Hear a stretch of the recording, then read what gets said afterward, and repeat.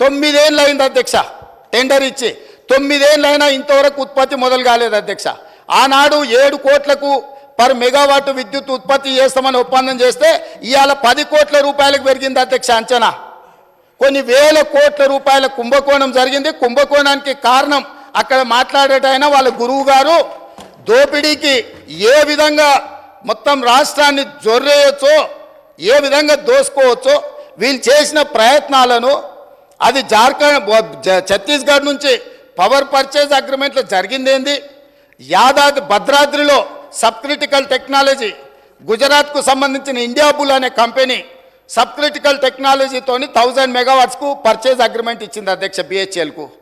ఆ తర్వాత 2011లో కేంద్ర ప్రభుత్వం ఒక యాక్ట్ తీసుకొచ్చింది, పార్లమెంటులో అమెండ్ చేసి 2013 సంవత్సరం లోపల దేశంలో ఉన్న అన్ని సబ్ క్రిటికల్ టెక్నాలజీ పవర్ ప్రాజెక్టులను అన్నిటిని కూడా సూపర్ క్రిటికల్కు మార్చుకోవాలి.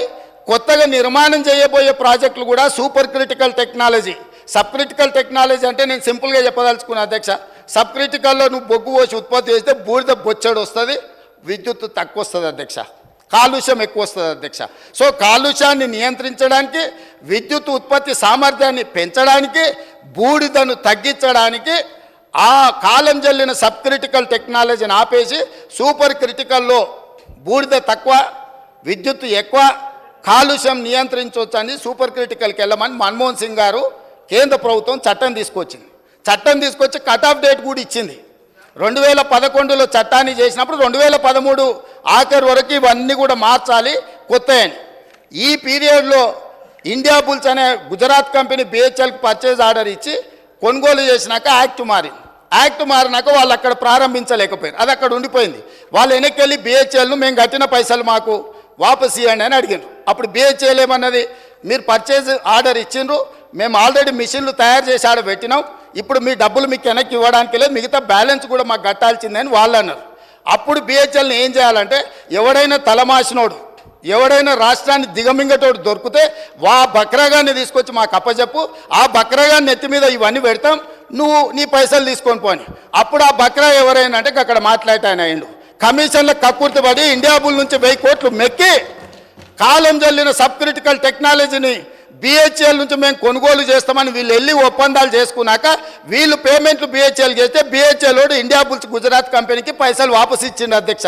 అంటే ఇండియా బుల్స్కు వీళ్ళకు మధ్యలో జరిగిన ఒప్పందం, జరిగిన అవినీతి లావాదేవీలు, చీకటి వ్యాపారాలు, దాంట్లో భాగంగానే ఇండియా బుల్స్ కంపెనీని బెయిల్ అవుట్ చేయడానికి వీళ్ళు బిహెచ్ఎల్ దగ్గరకు పోయి కాలం జల్లిన టెక్నాలజీని నామినేషన్ బేసిస్ మీద బిహెచ్ఎల్కి ఇచ్చి తెచ్చిండ్రు అధ్యక్ష.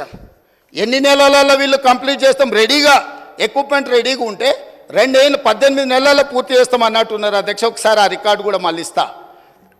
ఆ రోజు అన్నాడు ఇక్కడి నుంచే, మేము అర్జెంటుగా తెలంగాణలో విద్యుత్ కోతల్ని నివారించడానికి ఈ సబ్ క్రిటికల్ టెక్నాలజీని కూడా మేము తీసుకున్నాం, అవసరమైతే ఎన్ని వేల కోట్లు ఖర్చు అయినా తెలంగాణకు మేము విద్యుత్ ఇవ్వదలుచుకున్నాం అని చెప్పి ఇచ్చిండు అధ్యక్ష.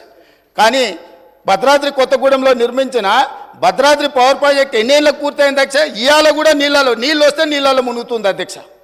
కట్టాల్సింది ఎక్కడ కట్టాలనో అక్కడ కట్టలే, తీసుకోవాల్సిన అనుమతులు తీసుకోలే, పర్యావరణ అనుమతులు తీసుకోకపోవడం వల్ల ఎన్జీటీ 16 మంది అధికారులను ప్రాసిక్యూట్ చేయమని ఆర్డర్ ఇచ్చింది అధ్యక్ష. వీరు పుణ్యమా అని పనిచేసిన అధికారులు జైలుకు పోయే పరిస్థితి వస్తే ఇవాళ రిటైర్ అయినరు, వాళ్ళు బిచ్చమెత్తుకొని తిరిగే పరిస్థితి వచ్చింది అధ్యక్ష వీళ్ళు చేసిన తప్పుడు పనికి. సో ఇవాళ భద్రాద్రి కూడా దాదాపుగా 6.5 కోట్లకు పర్ మెగావాట్ ఉత్పత్తి చేయాల్సింది 10 కోట్ల రూపాయలకు అంచనా పెరిగింది. 1000 మెగావాట్ల విద్యుత్ ప్రాజెక్ట్ 6,000 కోట్ల రూపాయలతో పూర్తి చేయాల్సింది ఇవాళ దాని అంచనా 10,000 కోట్ల రూపాయలకు పెరిగింది. 2 ఏళ్లలో పూర్తి చేయాల్సిన పని 8 ఏళ్ళు పట్టింది అధ్యక్ష. ఇది వీళ్ళ ఘనకార్యం. యాదాద్రి సేమ్ బిహెచ్ఎల్కి ఇచ్చి బిహెచ్ఎల్ నుంచి వెనకంగా సివిల్ వర్కులు మొత్తం వాళ్ళ బినామీలకు టెండర్లు ఇప్పించుకొని 1000 కోట్ల రూపాయల కుంభకోణం పాల్పడ్డారు అధ్యక్ష. ఇవాళ ఇట్లాంటి తప్పుడు పనులు చేసి ఈ తప్పుడు పనుల మీద ఇవన్నీ ఎవరికి తెలియదు అనుకొని అక్కడి నుంచే నిలబడి బుకాయించారు. బుకాయిస్తే నేను లేచాయా, మరి మీరు ఇంత నిజాయితీ పరులు కదా, సత్యహరిచంద్రుని సొంత తమ్ముళ్ళు కదా, మీకు ఒక మంచి అవకాశం ఇచ్చినాం, నిరూపించుకోండి, మీకంటే ఇంతకంటే మంచి అవకాశం ఏముంటుంది, మీరు నిరూపించుకోండి అని విచారణకు ఆదేశించిన అధ్యక్ష. వారి కోరిక మేరకు ఆదేశించిన, మేము అనలే, మేము చెప్పినాం ఏ అవినీతి జరిగిందని మా వెంకటరెడ్డి గారు చెప్పిండ్రు. సరే వారి నెంబర్లు ఎక్కువ తక్కువ చెప్పారు, వాస్తవం తెలిసిన ఆయన ఆ నెంబర్ ఒప్పుకుంటలేడు. పోనీ వెంకటరెడ్డి గారు 10,000 20,000 కోట్లు అన్నాడు. వారు ఏం చెప్పాలి? మేము 20,000 కోట్లు తినలేదా, 15,000 కోట్లు తిన్నాము, మేము అట్లా కాదు, మేము సత్యహరిచంద్రుని వారసులం, నిజం చెప్తామని తిన్న 10,000 ఎంతో చెప్పాలి కదా అధ్యక్ష. మొత్తం విచారణకిచ్చి లైన్ పెట్టి కమిషన్ చైర్మన్ నోటీసులు ఇచ్చి క్రొనలాజికల్గా విద్యుత్ రంగ నిపుణులు రఘుతో సహా పోయి మొత్తం వివరాలు అక్కడ ముందలు పెట్టినాక వీళ్ళకి అర్థమైపోయింది. ఏమని? మేము దొరికిపోయినాం, మా దోపిడీ బయటపడ్డది, మేము గ్యారంటీగా జైలుకి వెళ్ళాల్సిన పరిస్థితి వస్తుందని చెప్పి కమిషన్ మీదనే ఆరోపణలు చేసి కమిషన్కు వ్యతిరేకంగా కోర్టుకు పోయారు అధ్యక్ష. ఏమని? అసలు విచారణే వద్దని. విచారణ కావాలనేది వాళ్ళే. ఇప్పుడు మాట్లాడుతున్న మాజీ మంత్రి గారే విచారణ అడిగిండు. వాళ్ళ మాజీ ముఖ్యమంత్రి గారు నాకు విచారణ వద్దు, ఎందుకంటే సెగ తలగంగానే ఆయన వద్దని కోర్టుకు పోయింది. కోర్టు ఏమన్నది అధ్యక్ష? చివరికి కమిషన్ విచారణ జరగాల్సిందే, మీకు అభ్యంతరం ఉన్న చైర్మన్ గారిని మేము మారుస్తున్నాము అని అన్నాడు. ఇప్పుడు ఆ వాస్తవాలు విచారణలో ఉండగా మేము బిహెచ్ఎల్కి ఇస్తే ఎట్లా తీసుకుంటామని అడుగుతున్నారు అధ్యక్ష. బిహెచ్ఎల్ సివిల్ పనులు ఎప్పుడైనా చేసింది అధ్యక్ష? వాళ్ళకి అనుభవం ఉందా? BHEL heavy electrical limited company అధ్యక్ష.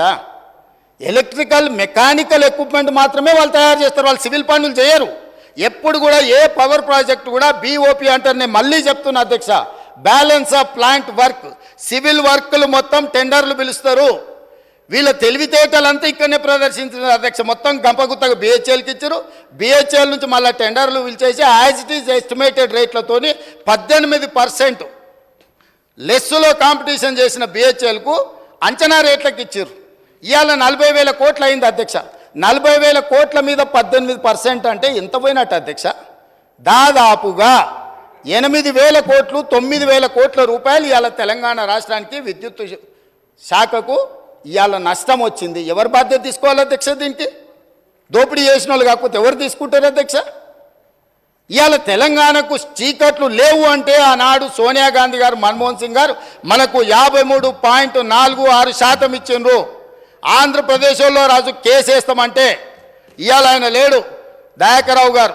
నేను దయాకర్రావు గారు వెళ్ళి ఆ రోజు చంద్రబాబు నాయుడు గారికి, మీరు ఒకవేళ తెలంగాణకు అదనంగా ఇచ్చిన విద్యుత్తు మీద మీరు కోర్టులో కేసేసి తెలంగాణకి ఏదైనా నష్టం జరిగితే ఇది తీవ్రంగా పార్టీకి నష్టం జరుగుతుంది, మీరు కేసు వేయడానికి వీల్లేదు అని చెప్పి ఆనాడు మేము అందరం కలిసిపోయి ఆంధ్రప్రదేశ్ ముఖ్యమంత్రిని మీరు కేసు వేయడానికే వీల్లేదని కొట్లాడి ఆపించింది మేము అధ్యక్ష.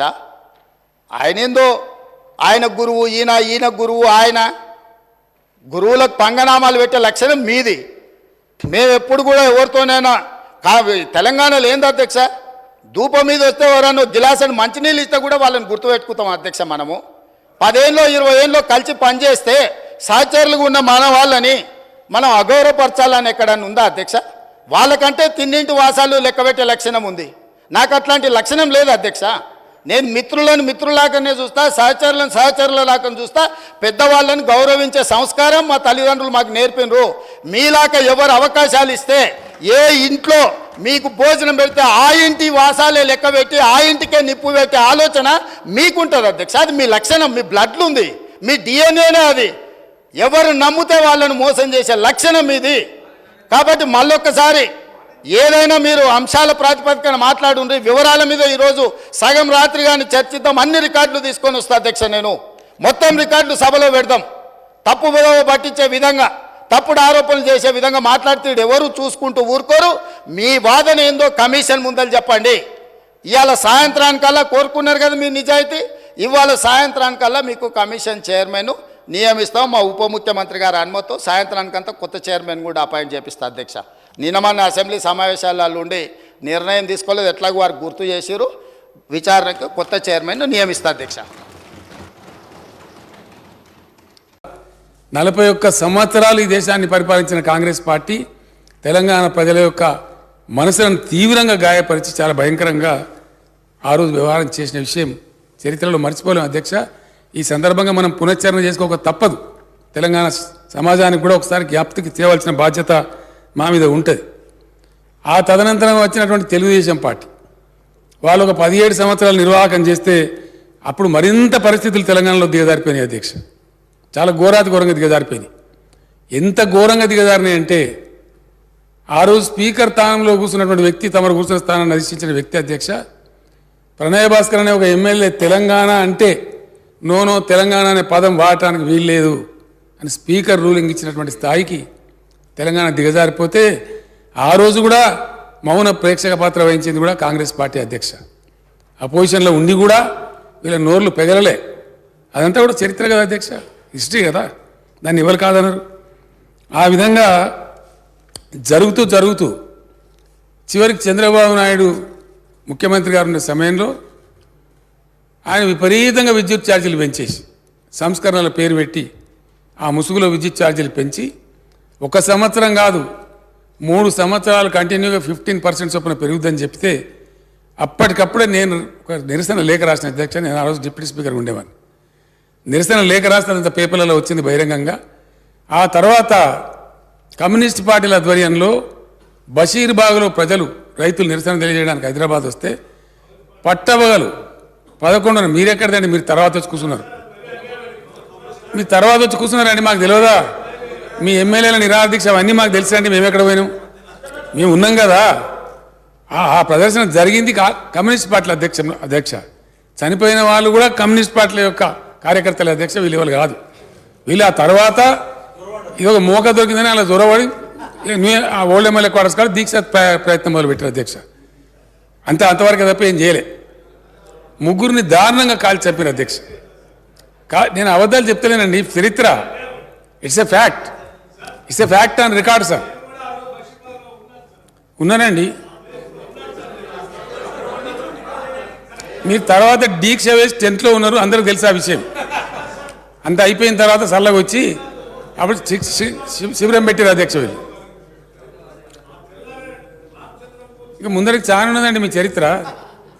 ముందరికి మీరు ఎక్కడెక్కడన్నారో అంతున్నది మీ చరిత్ర. తొందరపడితే ఎట్లా అధ్యక్ష?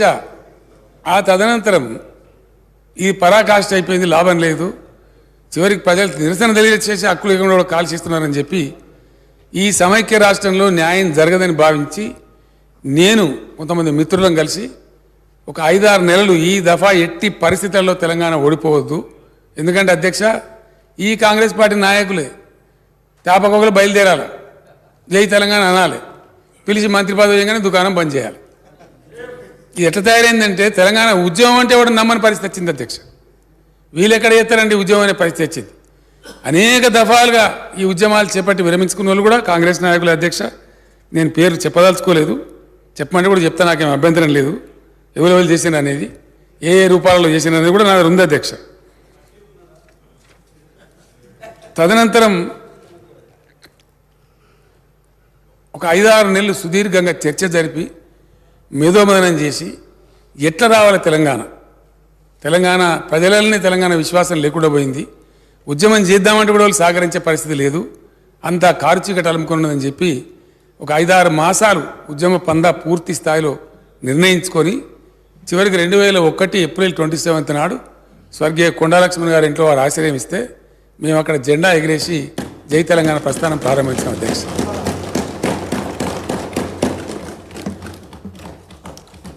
చాలా నిరాశ నిస్పృహ ఉండేది అధ్యక్ష.